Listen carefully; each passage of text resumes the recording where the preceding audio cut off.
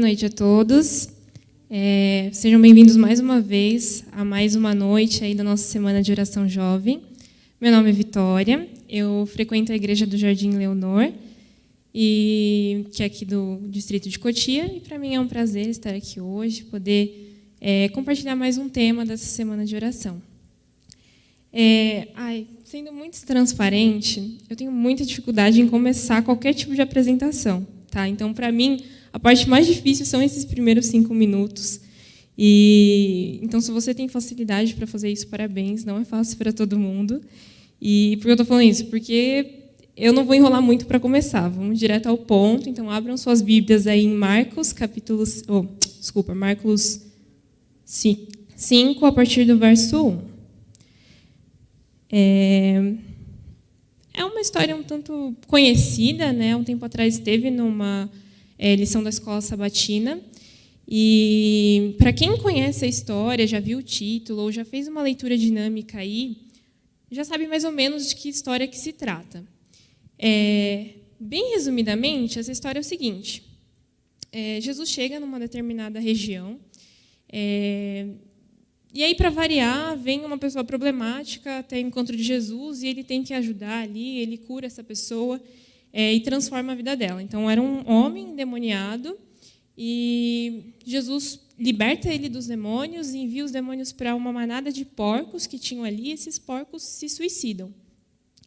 Então, resumidamente, talvez uma das palavras que a gente possa deixar como marca dessa história é liberdade, é libertação. Era um homem que era escravizado por demônios e foi liberto. Então, a gente pode resumir assim.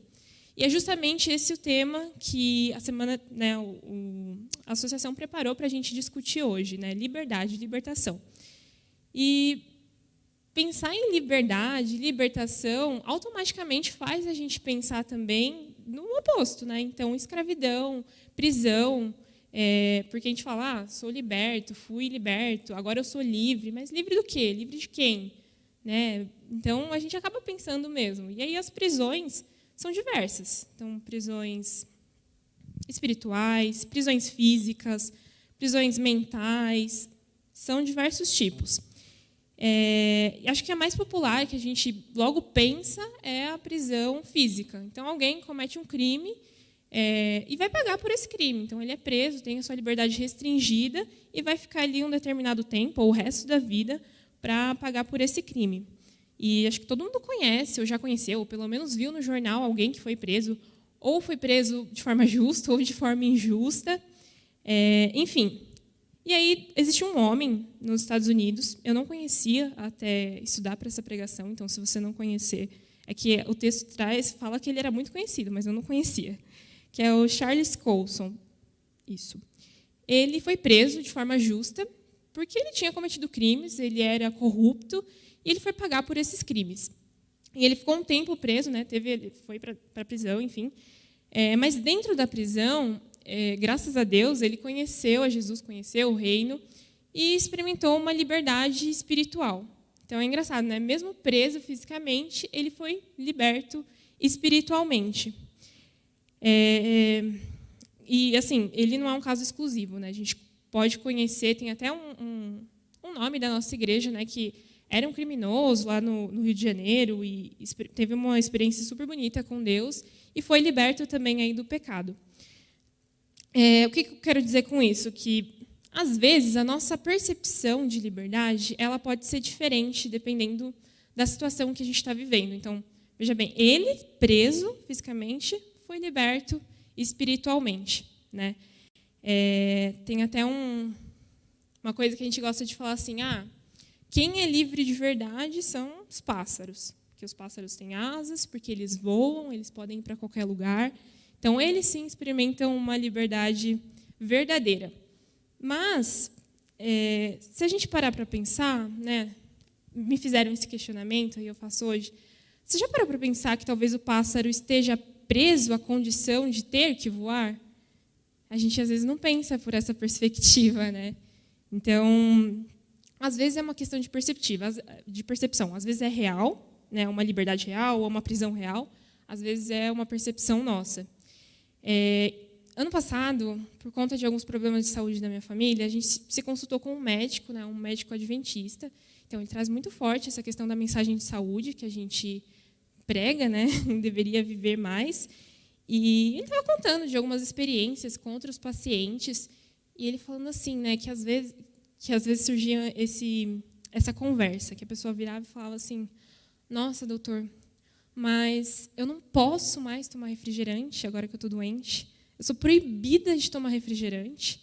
E aí ele falando assim, que ele virava bem calmo para a pessoa e falava assim: não, você não é proibido de tomar refrigerante. Você é liberto, você é livre para não ter que tomar refrigerante. E aí eu pensei assim, né? Foi meio que uma pegadinha ali com o paciente dele, né? Mas errado não está, né? Se a gente pensar nos porquês, nas consequências, talvez realmente você seja livre para não fazer uma má escolha. Então, às vezes, depende de um ponto de vista. Às vezes, depende da nossa postura frente a uma situação. E a história que a gente vai explorar um pouco mais hoje, ela traz duas posturas diferentes frente a uma libertação. Então, não vou falar. A gente vai identificar quais são essas posturas aqui diferentes frente à liberdade ali que uns tiveram e outros não aceitaram. Então, acompanhe aí na Bíblia e veja se você já consegue de cara identificar quais foram essas posturas e o porquê dessas posturas, né? Eu vou acompanhar aqui na linguagem de hoje, tá? Então, talvez fique um pouco diferente, mas é o mesmo texto. Então, está lá em Marcos, capítulo 5, né? A partir do versículo 1. Só um ponto. Antes desse episódio aqui, o episódio anterior é Jesus acalmando a tempestade. Então, Jesus estava lá no barco, veio a tempestade, os discípulos ficaram super nervosos, e aí Jesus orou e a tempestade se acalmou. Então, só para a gente dar um contexto, para a gente retomar isso lá na frente. No versículo 1. Jesus e os discípulos chegaram à região de Gerasa, no lado leste do lago da Galileia. E assim que Jesus saiu do barco, foi encontrar-se com ele um homem que estava dominado por um espírito mau. Algumas Bíblias podem falar Gerasa, outras Gadara, então é o mesmo lugar. Essa história ela também está em outros evangelhos. Então, por exemplo, em Mateus, ele vai falar que eram 2 homens e não um só. É a mesma história. Eu não sei se alguém sabe dizer, mas eu não sei o porquê Marcos só cita um homem e não os 2. Talvez, opinião minha, porque as histórias não se diferem. Então, são 2 endemoniados que Jesus cura e eles são libertos depois e a história é a mesma. Então, talvez seja por isso que ele só fala de um homem. Versículo 3. O homem vinha do cemitério onde estava morando. Então, os homens, né, vinham do cemitério.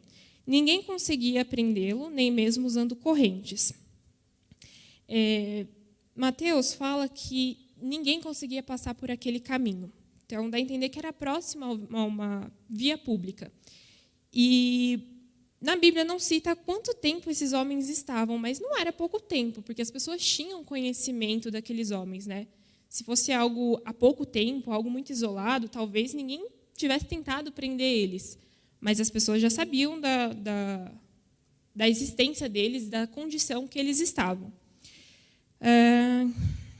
Então, eles moravam perto do cemitério, talvez porque ninguém mais quisesse morar ali, além das pessoas que eram obrigadas a morar ali, né? As pessoas estavam mortas.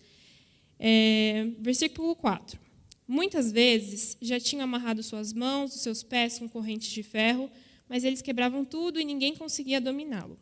Passava os dias e as noites nos montes e entre os túmulos, gritando e se ferindo de propósito com pedras. Eu fico tentando imaginar essa cena, mas eu acho que, por mais que eu tente imaginar, por mais que a gente tente visualizar, a gente talvez não consiga chegar na metade da real situação daquele homem.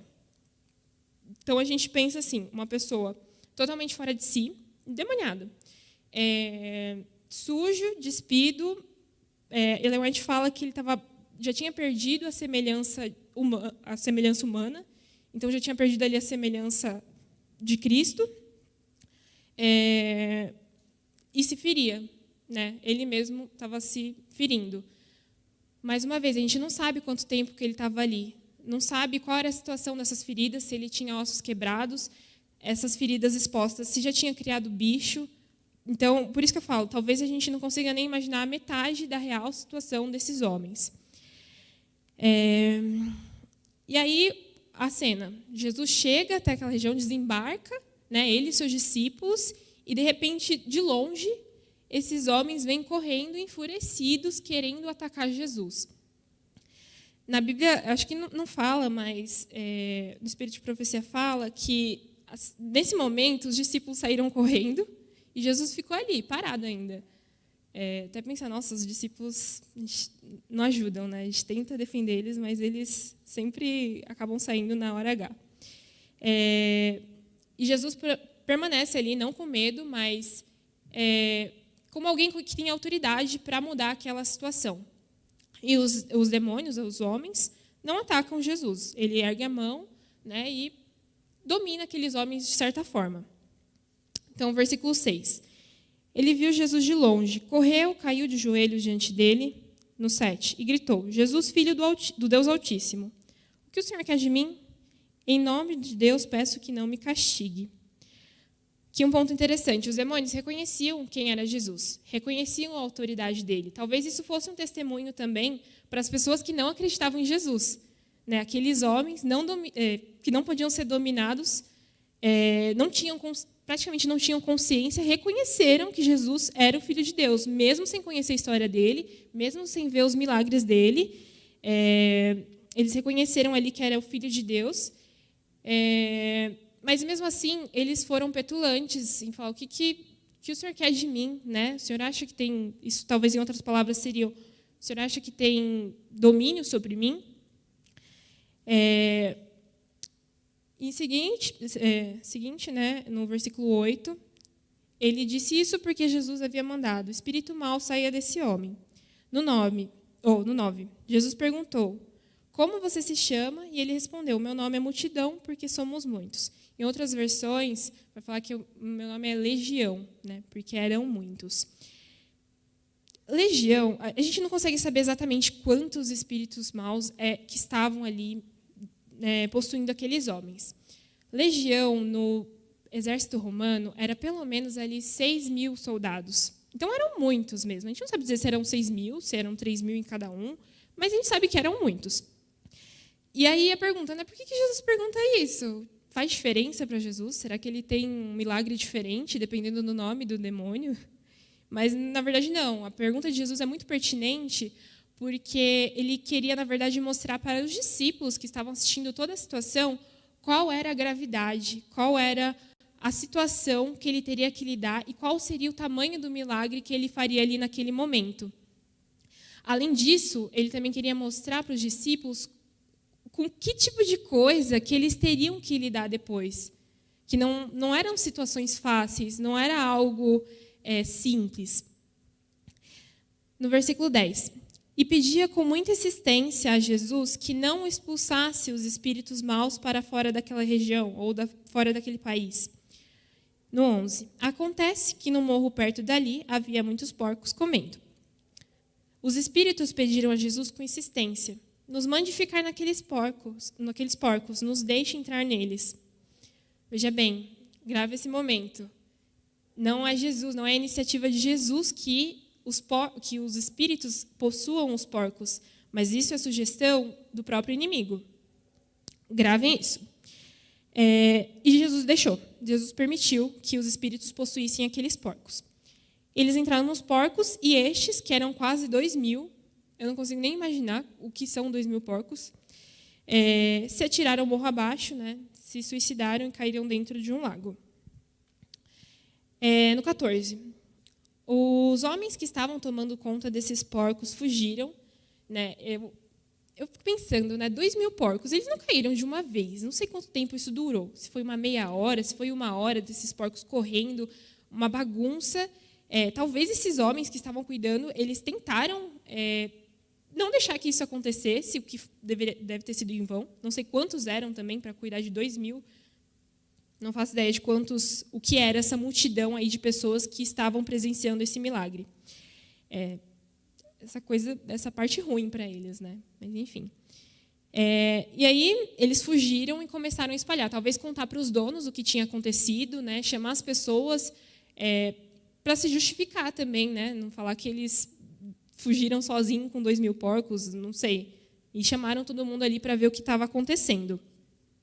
Se de um lado isso estava acontecendo, essa bagunça toda, por outro lado, uma mudança maravilhosa estava acontecendo com aqueles 2 endemoniados.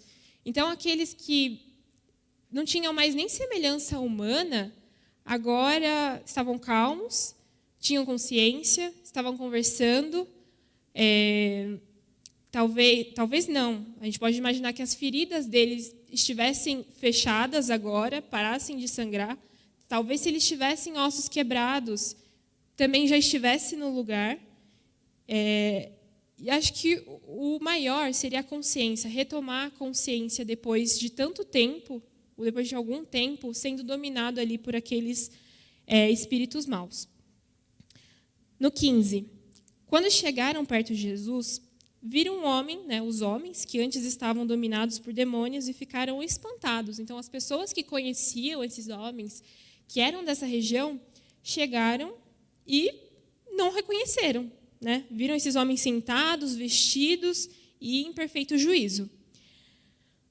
Os 16. Os que tinham visto tudo aquilo contaram o que tinha acontecido com o homem e com os porcos. E no 17, então começaram a pedir com insistência que Jesus saísse da terra deles. Essa parte aqui, eu não lembro quando foi a primeira vez que eu li essa história, mas acho que toda vez que eu leio muito rápido essa história, eu paro aqui e eu fico assim, isso não faz sentido, né? Você tem 2 homens ali que perturbam a região, fora de si, que sabe-se lá se já acabou batendo em alguém ou matando alguém naquela região, mas tiravam a paz dali, e de repente chega alguém que cura esses homens, que liberta eles estão em perfeito juízo agora, e aí você faz o quê? Você manda embora a pessoa que fez isso, que fez esse milagre. Não faz sentido nenhum a primeira vez que você lê. No 18. E aí, quando Jesus estava entrando no barco, o homem curado, os homens curados, pediram com insistência que Jesus deixasse que eles fossem com Jesus, né? Que eles saíssem daquele lugar e acompanhassem Jesus aonde ele fosse. Mas Jesus não deixou e disse para que eles voltassem para a casa deles, para o lugar onde eles moravam, para a comunidade deles, e contassem o que tinha acontecido, como que eles tinham restabelecido o juízo. E eles foram. Eles seguiram ali a ordem de Jesus e foram pregar na região das 10 cidades, em outras versões fala que foram pregar em Decápolis, e falaram tudo o que Jesus tinha feito por eles, e todos ficavam admirados com isso, né, que era realmente um milagre. Essa atitude que eles têm parece um pouco nada a ver, parece que não faz sentido nenhum. Porém, se a gente parar para analisar os valores que eles tinham, faz muito sentido essa atitude que eles tiveram. Essa manifestação sobrenatural que aconteceu naquele lugar despertou no povo daquela região um sentimento, algumas superstições, né? Então, eles começaram a ficar com medo. Eles ficaram com medo que Jesus continuasse ali e que outras coisas pudessem acontecer. E quando eu digo outras coisas, eram outras ruínas financeiras, como foi a perca dos porcos. E eles não quiseram que Jesus ficasse ali. Até mesmo outras pessoas que presenciaram não somente o milagre dos endemoniados, mas presenciaram o milagre de acalmar a tempestade, contaram o que tinha acontecido, contaram o que Jesus tinha feito, mas eles não quiseram nem saber, ficaram aterrorizados e preferiram que Jesus saísse logo daquela região antes que outras coisas pudessem acontecer. Quem sugeriu que os demônios fossem para os porcos não foi Jesus, foi o inimigo, porque ele sabia que, quando isso acontecesse, os homens daquela região ficariam bravos com Jesus, achariam que ele estava errado, que ele não poderia ficar ali. Porém, irmão White diz assim que essa permissão de Jesus foi um ato de misericórdia que Deus teve com eles para que eles pudessem despertar a mente deles para as coisas espirituais. Então, era uma chance deles saírem ali do cabresto que eles tinham, olhando as coisas financeiras apenas, e despertassem para o que Jesus estava fazendo, quem Jesus era, e que pudessem aceitar ali o reino de Cristo. Mas o que aconteceu foi o contrário, né? Por mais que Jesus tenha agido dessa forma com misericórdia para com eles, eles não aceitaram essa libertação, eles não aceitaram uma mudança de vida, mudança de valores naquele momento. E isso é muito curioso. Aqui a gente já consegue ver uma primeira postura frente a uma libertação. Jesus agiu por misericórdia, queria que eles despertassem, queriam que eles tivessem a mente atenta a coisas espirituais, não somente as coisas terrenas, e eles não aceitaram. Eles pediram que Jesus fosse embora e Jesus não brigou com ninguém, né? Se vocês não me querem aqui, eu estou indo embora. E aí eu fiquei muito pensativa quando eu estava estudando essa história, né? Que eu fiquei pensando, poxa, será que eu não tenho agido assim em algumas áreas da minha vida? De tipo, se Jesus vier nessa área aqui da minha vida, ele vai mudar um monte de coisa. Eu não vou poder fazer as coisas que eu quero, do jeito que eu quero, do que eu gosto. Enfim, cada um sabe quais são suas áreas, que sabe que se Jesus chegasse ali, ele iria mudar, ele iria jogar alguns porcos dentro do mar para poder te despertar. E eu fiquei muito pensativa nisso, se talvez não tenham coisas na minha vida ou áreas da minha vida que eu não estou ali falando, Jesus, aqui não, porque senão o Senhor vai mudar tudo e eu gosto das coisas desse jeito. Por outro lado, se o povo daquela região teve essa postura negativa, os homens que foram libertos tiveram uma postura super positiva. Eles estavam muito gratos a Deus pelo que tinha acontecido. Eu não sei o quanto de consciência que eles tinham antes, mas provavelmente eles sentiam dor. Se eles não conseguiam se controlar, se eles não conseguiam expulsar aqueles demônios, eles ainda assim sentiam o sofrimento que era ser dominado por aquilo. E eles não tinham forças para poder se libertar sozinho daquilo. Então, agora que Jesus libertou, era uma nova vida, era uma nova esperança que eles tinham. E eles se sentiam seguros na presença de Jesus. E foi por isso que eles pediram para que acompanhassem Jesus, onde que ele fosse. Porque eles tinham medo de que sozinhos eles voltassem a ser dominados pelos espíritos maus. Mas Jesus não deixou por quê? Porque o testemunho deles alcançaria pessoas que os discípulos, que Jesus talvez não conseguissem alcançar. A região em que eles voltaram, a região de onde eles moravam, precisava ser alcançada por eles. Eles não escutariam uma pregação formal. Assim como tem pessoas hoje que não vão entrar dentro de uma igreja, eles vão esperar o testemunho seu lá fora, eram as pessoas dessa região. Eles não escutariam os discípulos, mas eles escutariam aqueles homens que eles viram a transformação. E é muito bonito ver que Jesus, ele não só cura, como ele dá uma nova vida e ele te dá uma nova missão, ele te dá um novo sentido da vida. Se aqueles homens, eu não sei qual era a vida deles, se eles trabalhavam, se eles tinham família, assim, se eram casados, tinham filhos, há quanto tempo eles estavam ali, mas daquele dia em diante eles tiveram uma nova vida e uma nova missão, que era contar para todo mundo o que tinha acontecido com eles. E foi muito duro para eles ter que se separar de Jesus, ter que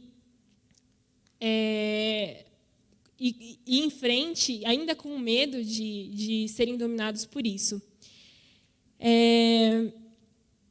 Mas, enfim, como a gente diz, né, todos aqueles que nascem no reino de Cristo são designados como missionários. Né? Não tem como ser liberto e não querer contar para os outros, não querer testemunhar para os outros daquilo que você viveu. E, enfim, aqui a gente volta ao começo, que são as duas posturas frente à libertação. Então, o povo daquela região, que não entendeu o milagre, não entendeu a atitude de Jesus e pediu que ele se retirasse, porque se ele continuasse ali, ele mudaria muitas coisas. E, do outro lado, a gente vê os ex-endemoniados, né, que estavam super gratos, que aceitaram a intervenção que Cristo teve na vida deles e queriam estar sempre juntos a Jesus.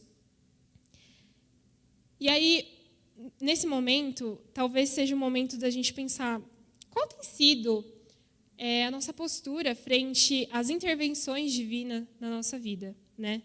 Será que tem sido não aceito essa situação? Então, Jesus, por favor, nessa área aqui não, deixa que eu cuido sozinha.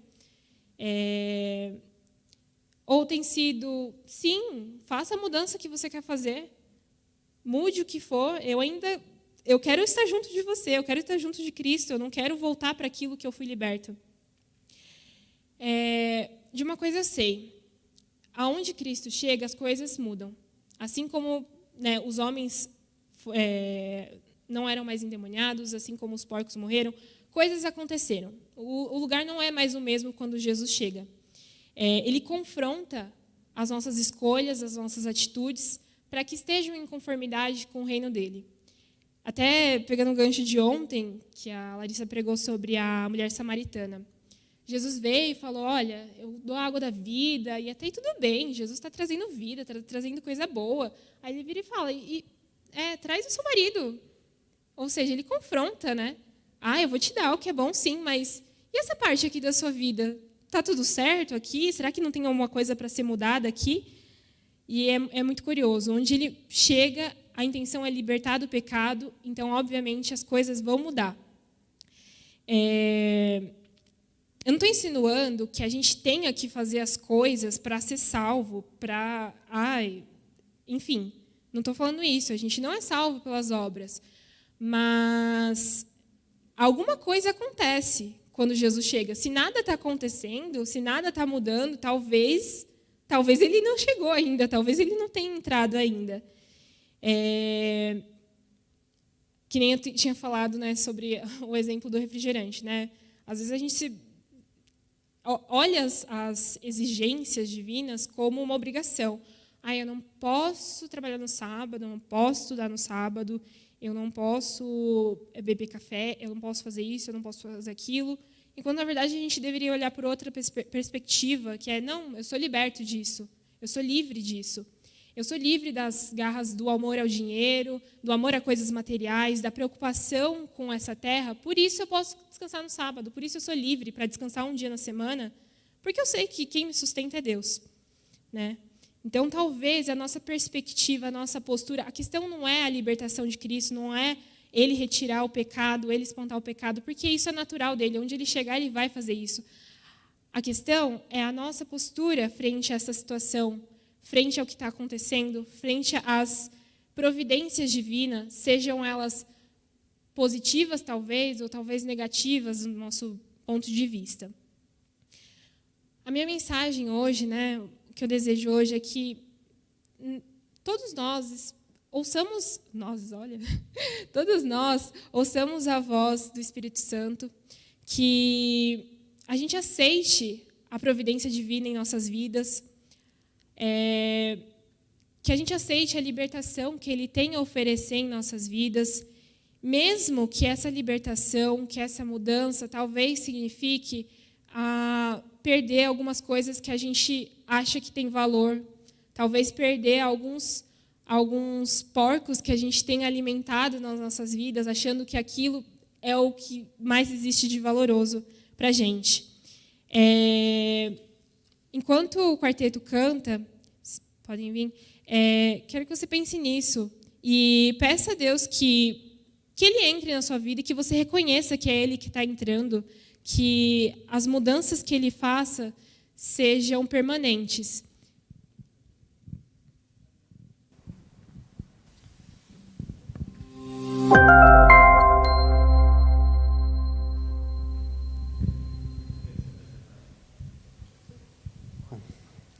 Boa noite a todos os irmãos, boa noite a você que está nos assistindo em casa.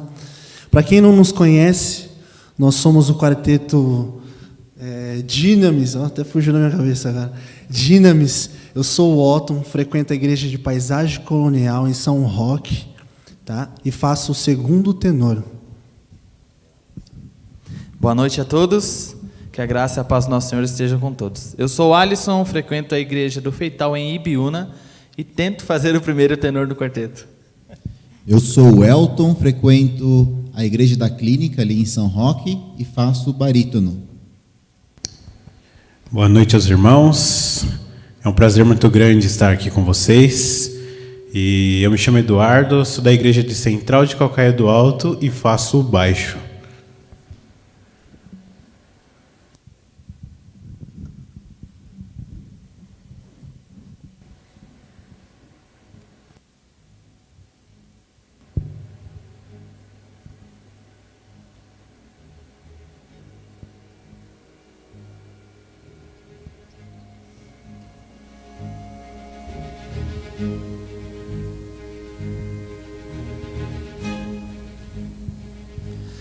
Posso ver seus sinais, meu Jesus já perto está. Posso ouvir lá no céu os clarins em alto som. Vem, Jesus vem, com anjos lá do céu. Vem, em glória vem reinar.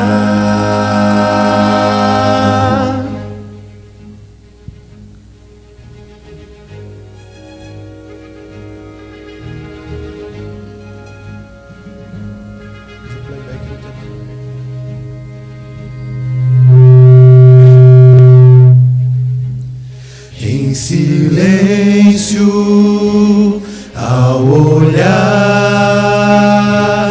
posso ver o céu se abrir, toda luz sideral brilhará ao seu redor.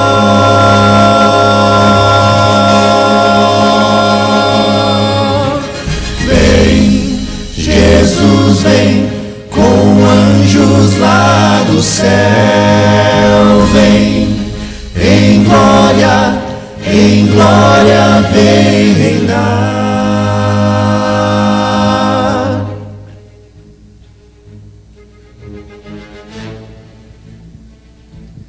E eu então vou ouvir sua voz a me dizer: filho meu, eu te amei, minha vida te entreguei, e agora nova vida junto a mim também terá alegria e a certeza do perdão, amor e paz.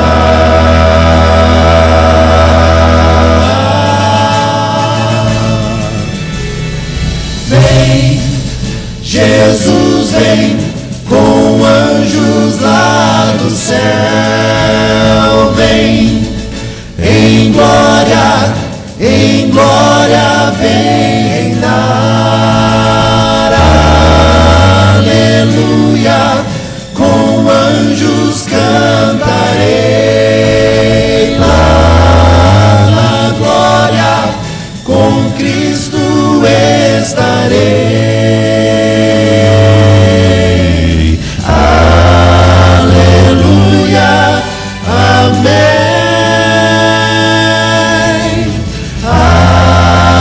Aleluia, amém.